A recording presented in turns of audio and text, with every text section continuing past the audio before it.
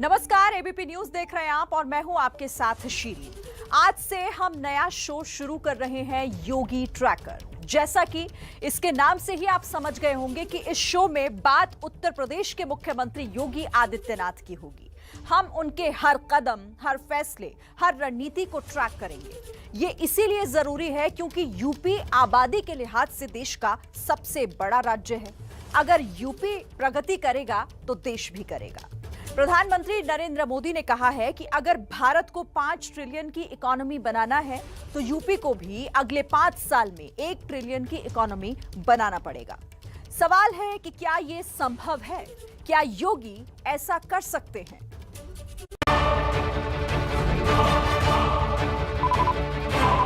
Bharatiya Janata party इतिहास बनाने जा रही है। उत्तर प्रदेश के अंदर इतिहास बनाने की ओर अग्रसर है।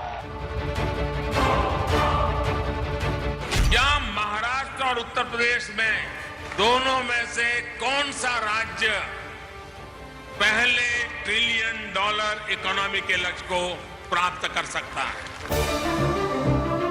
कुछ रिफॉर्म किए गए, परिणाम है ईज ऑफ डूइंग बिजनेस में, यानी निवेश की सुगमता के लिए आज देश के अंदर उत्तर प्रदेश 14वें स्थान से उसकी रैंकिंग में सुधार होते हुए आज वो दूसरे नंबर पर आया है। और उत्तर प्रदेश को 1 ट्रिलियन डॉलर की इकोनॉमी के रूप में परिवर्तित करने की उस ठोस कार्य योजना को हम लोग आगे बढ़ा पाएंगे। जनता जनार्दन ने जो इसमें व्यापक अपना समर्थन दिया है,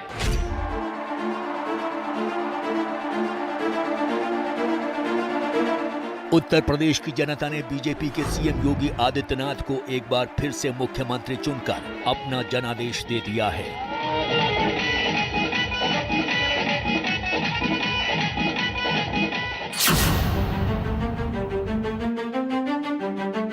सवाल ये है कि योगी आदित्यनाथ ने जो बड़े बड़े वादे किए हैं, क्या वो उन्हें पूरा कर पाएंगे? उनके तमाम वादों में सबसे बड़ा वादा है उत्तर प्रदेश को 1 ट्रिलियन डॉलर की अर्थव्यवस्था बनाने का। अगर ये पूरा हो गया तो यूपी के वारे न्यारे हो जाएंगे। आदरणीय प्रधानमंत्री जी की मंशा के अनुरूप देश की इकोनॉमी को 5 ट्रिलियन डॉलर की बनाने के लिए जो सबसे बड़ी बात है वह ये कि स्टेट की भी अपनी जीडीपी है, तो जिले की हमारी जीडीपी क्यों नहीं हो सकती है? सीएम योगी ने यह वादा यूं ही नहीं किया है। इसके पीछे प्रधानमंत्री नरेंद्र मोदी का दिमाग है। प्रधानमंत्री नरेंद्र मोदी ने कहा था कि अगर देश की इकोनॉमी को 5 ट्रिलियन डॉलर तक पहुंचाना है तो फिर देश का सबसे बड़ा राज्य होने की वजह से यूपी की जिम्मेदारी ज्यादा बनती है। प्रधानमंत्री नरेंद्र मोदी ने देश की जनता से साल 2024 तक भारत को 5 ट्रिलियन डॉलर यानी 375 लाख करोड़ की अर्थव्यवस्था बनाने का वादा किया था। लेकिन कोरोना की वजह से इस लक्ष्य पर इतनी जल्दी पहुंचना मुश्किल लग रहा है। भले ही इसमें थोड़ी देर हो रही है, लेकिन इस लक्ष्य के लिए काम शुरू हो गया है। साथियों, अब भारत ने यह तय किया है कि आने वाले 5 वर्षों में हम अपनी इकोनॉमी के साइज को 2 गुना करने का प्रयास करेंगे। 5 ट्रिलियन डॉलर आज एक टारगेट उसको हमारे सामने हमने रखा है। 1 ट्रिलियन डॉलर की इकोनॉमी बनाने की दिशा में प्रायोरिटी सेक्टर का चयन और उस दिशा में विस्तृत कार्य योजना बनाने के साथ साथ उस कार्य योजना को आगे बढ़ाने के लिए भी अलग अलग ग्रुप्स में यानी ग्रुप डिस्कशन के माध्यम से उस दिशा में एक बेहतर पहल को एक टीम वर्क के रूप में आगे बढ़ाने की प्रक्रिया को आज यहाँ पर अंतिम रूप देने का कार्य किया गया है। प्रधानमंत्री नरेंद्र मोदी के सपने को पूरा करने के लिए मुख्यमंत्री योगी आदित्यनाथ को अपना सपना पूरा करना होगा। लेकिन क्या योगी ऐसा कर पाएंगे?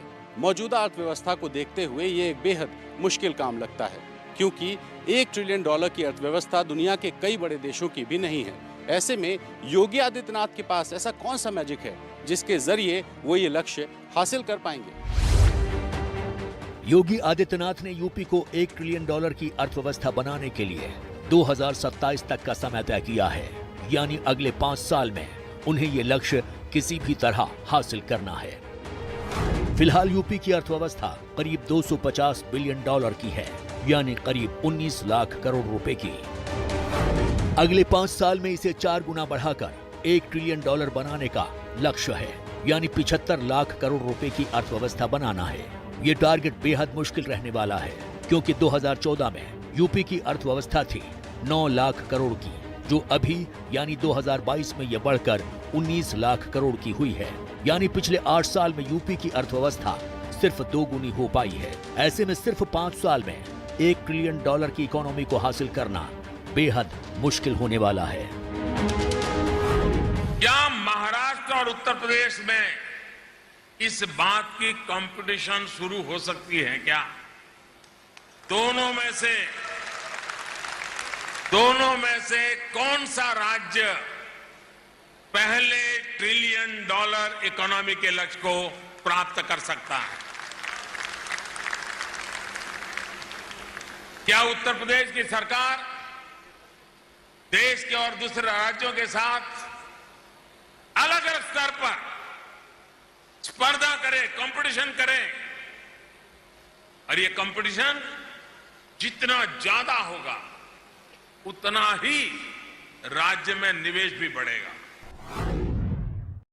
यद्यपि प्रगति हुई है उत्तर प्रदेश के जीडीपी ग्रोथ में, जो राष्ट्रीय औसत से ज्यादा है, लेकिन इसमें एक नई वृद्धि आने की आवश्यकता है, तभी उत्तर प्रदेश $1 ट्रिलियन इकोनॉमी बन सकता है। और जब तक उत्तर प्रदेश $1 ट्रिलियन इकोनॉमी नहीं बनेगा, तब तक भारत का जो ये लक्ष्य है $5 ट्रिलियन इकोनॉमी बनने का, उस लक्ष्य की पूर्ति नहीं हो सकती है। योगी के लिए चुनौती इसलिए भी बड़ी है क्योंकि पिछले 2 साल तो कोरोना की वजह से नुकसान में ही निकल गए हैं। हालांकि पिछले 5 साल की बात करें, सीएम योगी की तरफ से राज्य में इंफ्रा, रोजगार बढ़ाने और विदेशी निवेश के लिए काफी कोशिशें भी की गई हैं और उनकी इन कोशिशों का असर भी दिखा है। यूपी में विदेशी निवेश बढ़ा है। साल 2017-18 में विदेशी निवेश करीब 578 करोड़ रुपए था, जो साल 2018-19 में घटकर सिर्फ 234 करोड़ पर आ गया। फिर साल 2019-21 में इसमें जबरदस्त इजाफा हुआ और विदेशी निवेश 5,758 करोड़ रुपए तक पहुंच गया है। योगी सरकार की कोशिश विदेशी निवेश और ज्यादा बढ़ाने के साथ साथ देशी निवेशकों को भी अपनी ओर खींचना है। यानी प्रदेश और दुनिया का कोई निवेशक अगर प्रदेश के अंदर निवेश करना चाहता है, तो भाइयों बहनों, निवेश के सबसे अच्छे जो देश के अंदर 2 गंतव्य होंगे, उनमें उत्तर प्रदेश एक है। यानी किसी भी व्यक्ति को निवेश करना होगा तो उसको उत्तर प्रदेश के अंदर निवेश जरूर करेगा। योगी आदित्यनाथ $1 ट्रिलियन की अर्थव्यवस्था बनाने की पुरजोर कोशिश कर रहे हैं, क्योंकि इससे न सिर्फ देश की अर्थव्यवस्था को फायदा होगा, बल्कि इससे यूपी की जनता को भी फायदा मिलेगा। $1 ट्रिलियन की इकॉनमी होने का असर ये होगा कि राज्य में गरीबी घटेगी, नौकरियां बढ़ेंगी और पर कैपिटा इनकम यानी लोगों की आमदनी बढ़ेगी। साथ ही साथ राज्य का इंफ्रास्ट्रक्चर भी बेहतर होगा। अगर योगी सरकार अपने 5 साल में ये लक्ष्य हासिल कर लेती है तो ये एक बहुत बड़ी उपलब्धि कही जाएगी और इस मॉडल का इस्तेमाल दूसरे राज्य भी अपनी अर्थव्यवस्था को बढ़ाने के लिए कर सकते हैं। उत्तर प्रदेश आबादी के लिहाज से देश का सबसे बड़ा राज्य है। करीब 20 करोड़ की आबादी वाला यूपी अगर एक देश होता तो दुनिया का 6ठा सबसे बड़ा देश होता। सोचिए, एक समय यूपी की आर्थिक हालत इतनी खराब थी कि इसे बीमारू राज्य की श्रेणी में गिना जाता था, लेकिन तब से आज हालात में रात दिन का सुधार है। आज जीएसडीपी यानी राज्यों की जीडीपी के आधार पर उत्तर प्रदेश देश की दूसरी सबसे बड़ी अर्थव्यवस्था है। इस मामले में पहले नंबर पर महाराष्ट्र है, जिसकी अर्थव्यवस्था 2020-21 में 30,70,000 करोड़ के साथ पहले नंबर पर थी। उत्तर प्रदेश 19,48,000 करोड़ के साथ तेजी से छलांग लगाते हुए दूसरे नंबर पर पहुंच गया है। इस लिस्ट में तीसरे नंबर पर तमिलनाडु है, जिसकी अर्थव्यवस्था 19,20,000 करोड़ रुपए की है। लेकिन अगर प्रति व्यक्ति सालाना आय के आंकड़ों को देखें तो यूपी बहुत पीछे है।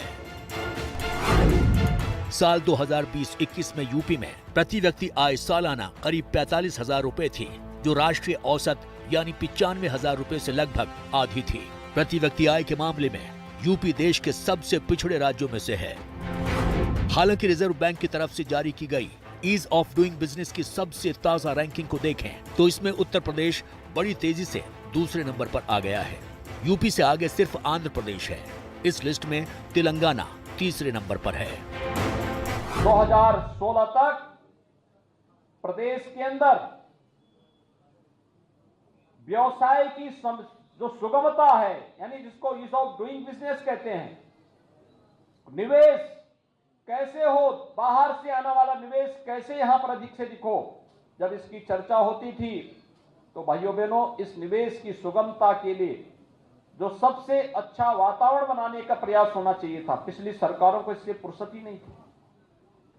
उत्तर प्रदेश 14वें, 15वें, 16वें स्थान पर आता था और मात्र 3 साल के अंदर प्रयास किया गया, कुछ रिफॉर्म किए गए, परिणाम है ईज ऑफ डूइंग बिजनेस में, यानी निवेश की सुगमता के लिए आज देश के अंदर उत्तर प्रदेश 14वें स्थान से उसकी रैंकिंग में सुधार होते हुए आज वो दूसरे नंबर पर आया है। ऐसा नहीं है कि योगी आदित्यनाथ के पास यूपी को 1 ट्रिलियन की अर्थव्यवस्था बनाने का कोई मैजिक फॉर्मूला है। दरअसल सच्चाई तो ये है कि यूपी 1 ट्रिलियन की अर्थव्यवस्था कैसे बनेगा ये उन्हें भी ठीक से नहीं पता। इसीलिए योगी दुनिया भर की बड़ी बड़ी मैनेजमेंट फर्म्स के संग संपर्क में है। वो उनसे सुझाव मांग रहे हैं कि यूपी को 1 ट्रिलियन की इकॉनमी कैसे बनाया जाए। योगी आदित्यनाथ सरकार ने अगले 5 साल में यानी 2027 तक यूपी को 1 ट्रिलियन की अर्थव्यवस्था बनाने के लिए पिछले महीने मार्च में रिक्वेस्ट ऑफ प्रपोजल जारी किया था।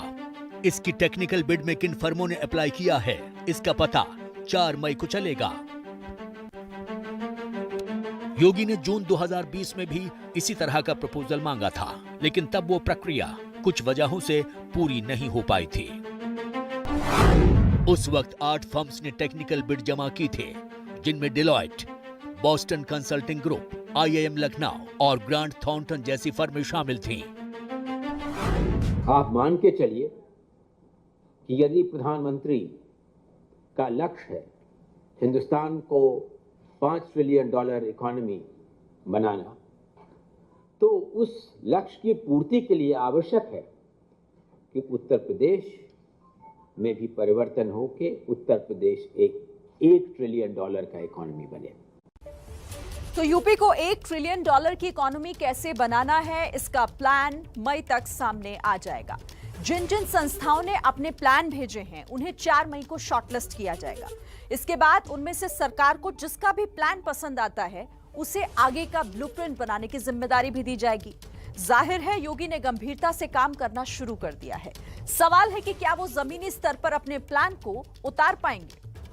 मैं आदित्यनाथ योगी ईश्वर की शपथ लेता हूं कि भारत के संविधान के प्रति सच्ची श्रद्धा और निष्ठा रखूंगा। उत्तर प्रदेश में योगी सरकार के दूसरे कार्यकाल में सुशासन की नई परिभाषा गढ़नी शुरू कर दी है। ऐसा आदेश है कि अब योगी सरकार में शामिल मंत्रियों को हमेशा अपने साथ लैपटॉप लेकर चलना होगा। उन्हें आंकड़ों और दिन के हिसाब से काम करना और दिखाना होगा। दूसरी बार मुख्यमंत्री पद की शपथ लेने के बाद योगी आदित्यनाथ काफी एक्शन में दिख रहे हैं। उन्होंने पिछले हफ्ते राज्य की अर्थव्यवस्था को $1 ट्रिलियन बनाने के लिए अधिकारियों को कई निर्देश जारी किए हैं। योगी ने आदेश दिया है कि लोक कल्याण संकल्प पत्र 2022 के सभी संकल्प बिंदुओं को 5 वर्षों में लक्ष्यवार ढंग से पूरा किया जाए। उन्होंने कहा कि प्रत्येक विभाग 100 दिन, 6 महीने और वार्षिक लक्ष्य को निर्धारित कर उसकी पूर्ति करे। मुख्यमंत्री योगी आदित्यनाथ ने कहा है कि विभागों को 5 साल की नहीं बल्कि 100 दिन की कार्य योजना बनानी है। योगी ने कहा कि इसमें रोजगार पैदा करने वाले और तकनीक का बेहतर इस्तेमाल करने वाले कदम उठाने होंगे। 100 दिन की कार्य योजना की शुरुआत 13 अप्रैल से शुरू हो चुकी है। योगी सरकार ने राज्य के सभी विभागों को मिलकर इन्हें 10 सेक्टर में बांटा है। ये हैं कृषि उत्पादन, अवस्थापना एवं औद्योगिक विकास, सामाजिक सुरक्षा, चिकित्सा एवं स्वास्थ्य, ग्राम विकास, नगरीय विकास, पर्यटन एवं संस्कृति, शिक्षा, राजस्व संग्रह और विविध। 10 नए एयरपोर्ट के निर्माण की कार्रवाई युद्ध स्तर पर प्रदेश के अंदर चल रही है और वर्तमान में 3 अंतर्राष्ट्रीय एयरपोर्ट उत्तर प्रदेश के अंदर क्रियाशील हैं। एशिया का सबसे बड़ा एयरपोर्ट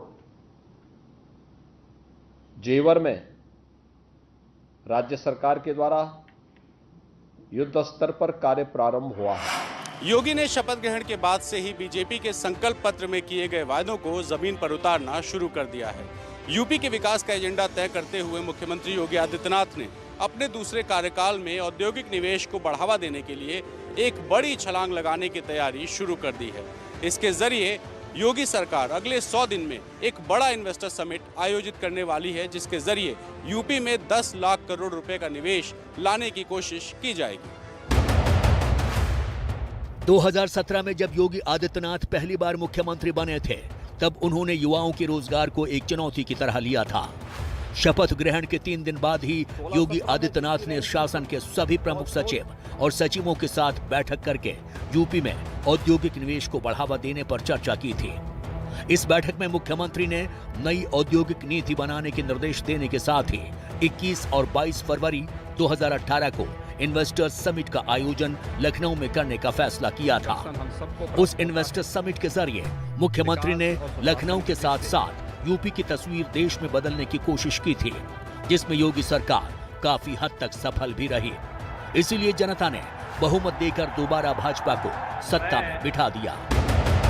मैं साथ ही साथ इस अवसर पर जो हमारे उद्योगपति आए हैं, इन्वेस्टर्स आए हैं, उन सब से कहना चाहूंगा कि यहां पर जो भी एमओयू साइन हुए हैं, प्रत्येक एमओयू को क्रियान्वित करने और उसकी समीक्षा भी स्वयं मैं अपने स्तर पर करूंगा, ताकि प्रदेश में किसी भी इन्वेस्टर्स को अपने उद्यम को स्थापित करने में किसी भी प्रकार की कोई असुविधा न हो।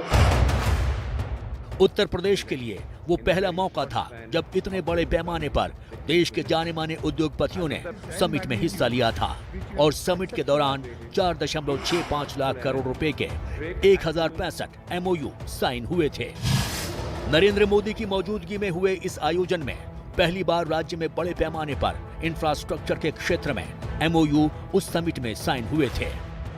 उत्तर प्रदेश में अब वो बुनियाद तैयार हो चुकी है जिस पर न्यू उत्तर प्रदेश की भव्य और दिव्य इमारत का निर्माण होगा और इसलिए इस पवित्र कार्य में, इस पवित्र यज्ञ में शामिल होने के लिए कंधे से कंधा मिलाकर चलने के लिए मैं आप सभी को एक बार फिर बहुत बहुत बधाई देता हूं।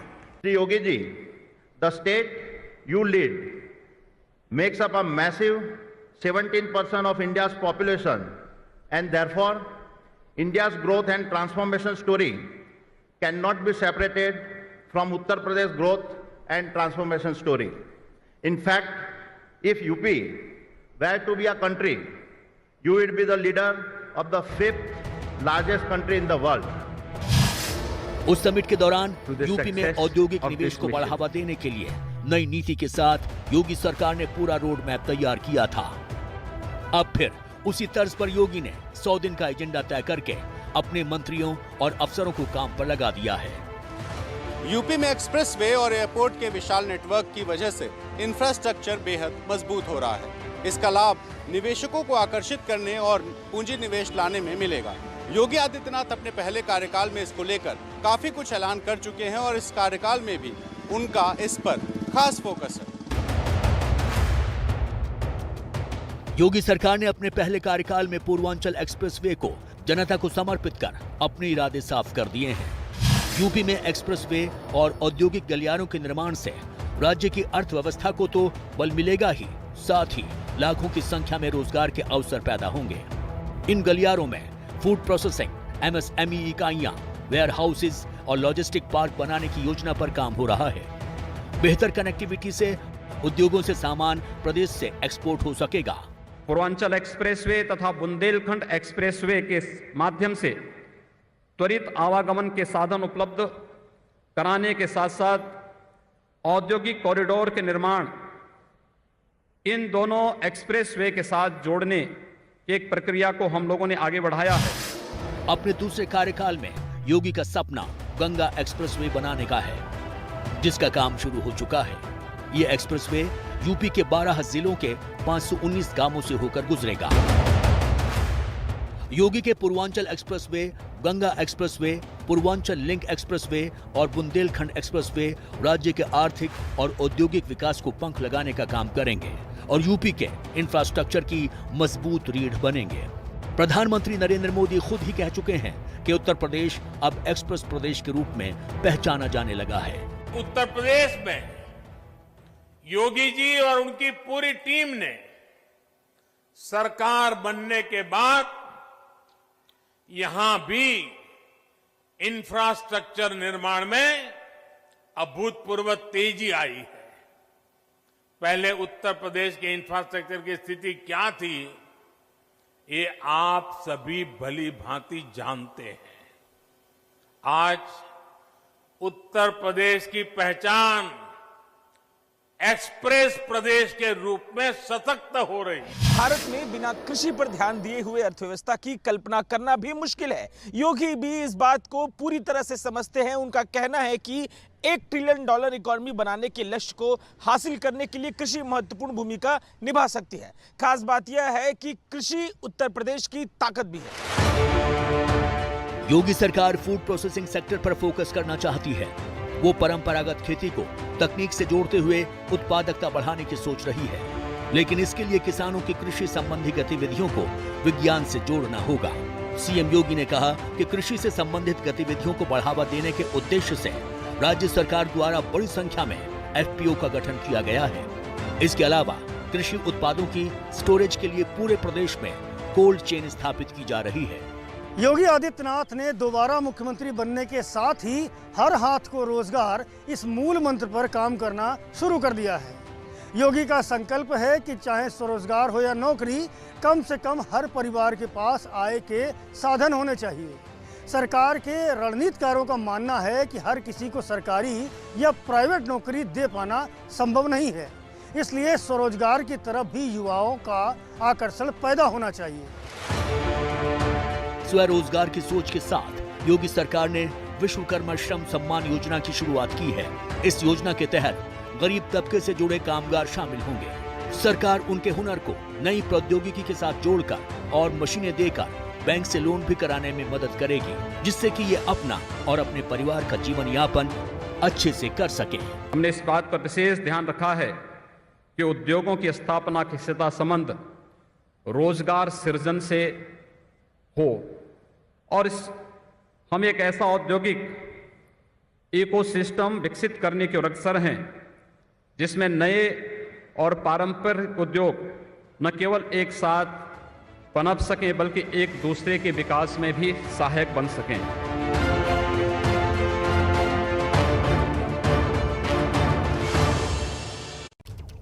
तो आपने आज समझ लिया कि अगर देश को आर्थिक महाशक्ति बनना है तो यूपी को इसके लिए बहुत तेजी से काम करना होगा। सारा दारोमदार योगी आदित्यनाथ पर है। अगर यूपी 1 ट्रिलियन की अर्थव्यवस्था बनाने में कामयाब होता है तो यूपी के लोगों का तो भला होगा ही, साथ ही देश के दूसरे राज्यों पर भी इसका असर पड़ेगा। वो भी अपने अपने राज्यों में ये मॉडल लागू करना चाहेंगे। योगी ट्रैकर में हम आपको हर हफ्ते बताएंगे कि योगी क्या कर रहे हैं और विकास की गति में यूपी कहां पहुंचा है।